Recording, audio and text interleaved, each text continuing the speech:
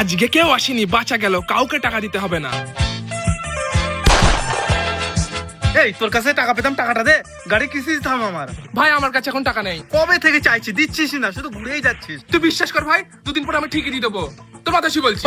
তোকে মাথা হাত দিতে বলেছি, ঠিক আছে তুই পরে দিয়ে দিস, যা যা যা। স্যার আপনার বিলটা ৫,৫৯৯ টাকা। হ্যাঁ করে তাকিয়ে কি দেখছো, বিলটা দাও। আমি একটু আসছি। হ্যাঁ, আরিফ আমি ফেসে গেছি।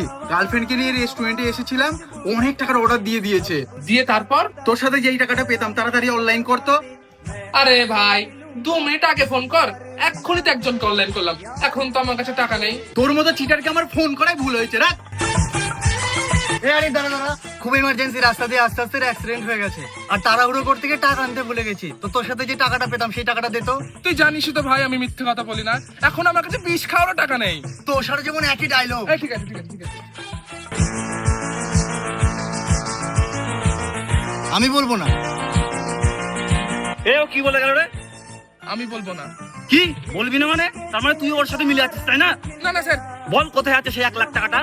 1,00,000 টাকা? আমি কোনো 1,00,000 টাকার ব্যাপারে জানি না। আমার কাছে তো শুধু 5,000 টাকাই আছে। তোর কাছ থেকে যে টাকাগুলো পেতাম নিয়ে নিলাম ভাই।